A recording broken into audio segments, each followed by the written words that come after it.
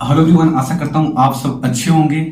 And जो नए नए व्यूअर हैं उनको मैं बता दूं कि मैं बहुत पहले से वीडियो बनाते आ रहा था एंड कुछ कारण से मैं बीच में वीडियो नहीं बना रहा था। मैं बता दूंगा आगे चल के मैं क्यों वीडियो नहीं बना रहा था। एंड जो पुराने व्यूअर हैं वो तो जानते ही हैं कि मैं एसएससी जीडी के थ्रू मैं सीआईएसएफ ज्वाइन कर लिया था एज ए कांस्टेबल। एंड अब फाइनली गाइस, हाँ मैं सही बोल रहा हूँ, अब फाइनली गाइस मैं 12 जनवरी 2024 को मैंने सीआईएसएफ से रिजाइन कर दिया। एंड इसके क्या कारण रहे मैं आगे वीडियो में बताऊंगा। एंड जो नए व्यूअर हैं वो पीछे के वीडियो देख सकते हैं कि मैंने कौन कौन से एग्जाम मैंने निकाले थे। एंड फाइनली मैं सीआईएसएफ को 28 दिसंबर 2022 में ज्वाइन किया था, ठीक है, एज ए कांस्टेबल।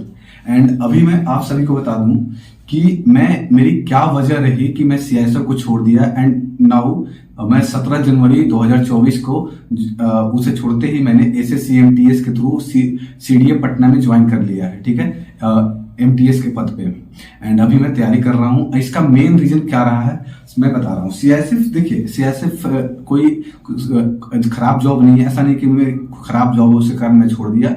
पहले तो सभी का यही रहता है कि जो भी एस्पिरेंट रहते हैं मिडिल क्लास फैमिली से आते हैं कि कोई भी जॉब लग जाए, लेकिन जैसे ही जॉब में जाते हैं आपको चीजें एक्सप्लोर करने की मौका मिलती है। एंड आपको पता चलता है कि आप क्या कर सकते थे, आपकी कैपेबिलिटी क्या थी और आप अभी कहाँ हैं।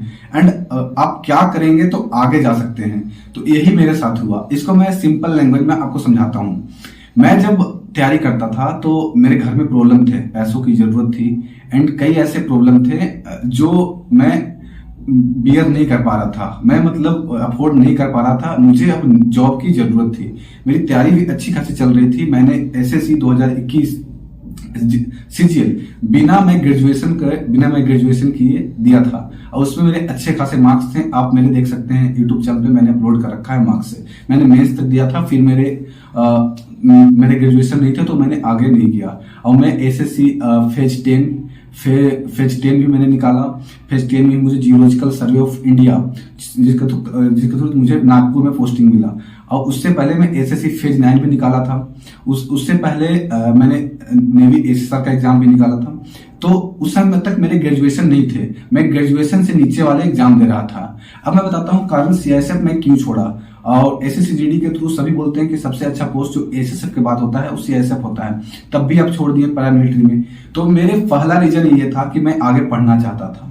हाँ, मैं आगे पढ़ना चाहता था, मैं कुछ अच्छा करना चाहता था।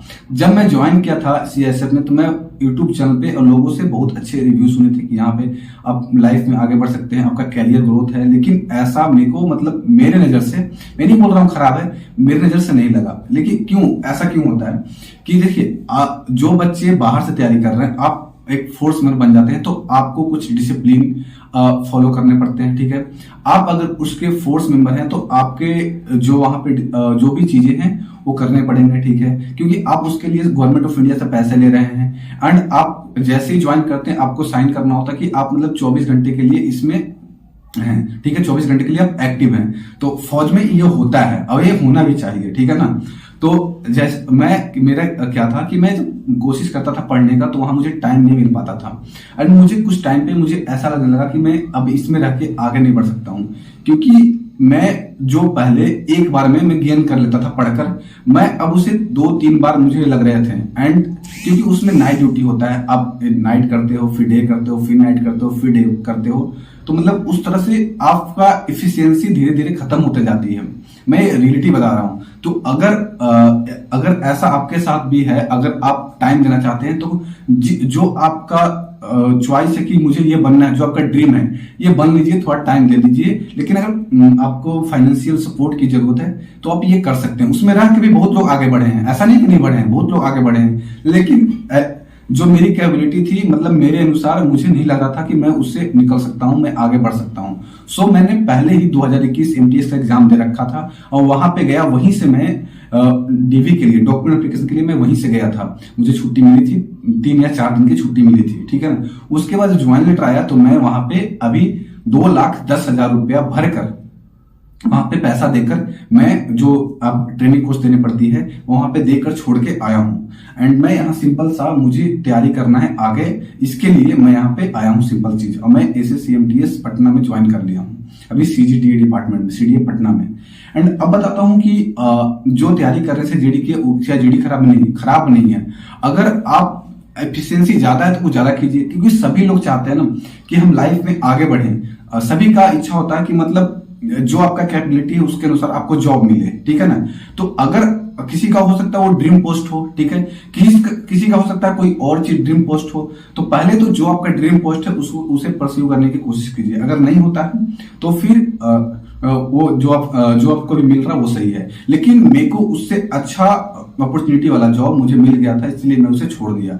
बाकी उसमें कोई गलत नहीं है, कोई खराबी नहीं है, अच्छा है। लेकिन अगर जेन्युइन रिव्यू दूं तो अगर आप आगे पढ़ना चाहते हो तो मैं रिकमेंड करूंगा, आपकी अच्छी पकड़ है सब्जेक्ट पे, जो भी सिलेबस उस पे, तो आप थोड़ा टाइम दीजिए एंड बाहर ही कुछ अच्छा करने की कोशिश कीजिए, मैं ये बोलूंगा।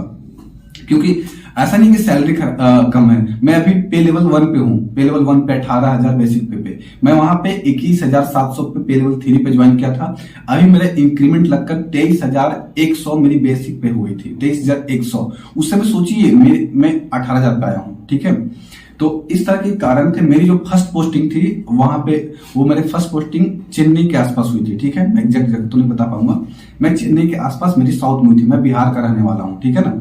एंड जो मेरी ट्रेनिंग हुई थी उड़ीसा में मैं ट्रेनिंग के टाइम ज्यादा टाइम नहीं मिलता है, क्योंकि फैटिक बहुत ज्यादा हो जाता है। आप ट्रेनिंग करते हो, कई तरह की ट्रेनिंग अंदर में होती है, फिजिकली आप हरास हो जाते हो, आप पढ़ने के लायक मतलब बचते नहीं हो, थोड़ा बहुत भी पढ़ नहीं पाते हो, ठीक है ना। एंड कोई वहां पे ऐसे नहीं है कि पढ़ने का टाइम नहीं मिलता है, मिलेगा भी 1-2 घंटा, तो पढ़ नहीं पाओगे क्योंकि वो उस समय आप रेस्ट करना चाहोगे, ठीक है ना। तो मैं 1 साल कुछ नहीं पढ़ पाया। मैं जहां मैं पोस्टिंग गया, फर्स्ट मेरी पोस्टिंग हुई चेन्नई के पास, तो मुझे फर्स्ट टाइम में मुझे 1-2 दिन होते ही मुझे इलेक्शन के लिए भेज दिया गया। जब तेलंगाना इलेक्शन था वहां मैं इलेक्शन में चला गया, ठीक है ना। उस समय थोड़ा बहुत पढ़ने का टाइम मिला, लेकिन मैं उस तरह से कंटिन्यू होता है पढ़ाई रखना, वो मैं नहीं कर पा रहा था। तो इसका मेन रीजन है कि यही कारण है कि मैंने छोड़ दिया फाइनली, ठीक है। अभी मैं पटना में हूँ एंड मैं अभी आपको बता दूं, मैं एसएससी सीजीएल का ही तैयारी कर रहा हूँ। सिंपल सी बात ये है, ठीक है। 2024 आने वाला है, मैं इसे टारगेट कर रहा हूँ। मैं एक सीजीएल 2021 में दिया था, उसका मैं कोई सीजीएल नहीं दिया। अभी मेरी ग्रेजुएशन हुई है 2023 के दिसंबर में, उसके बाद पहला सीजीएल अभी 2024 में दूंगा, ठीक है ना।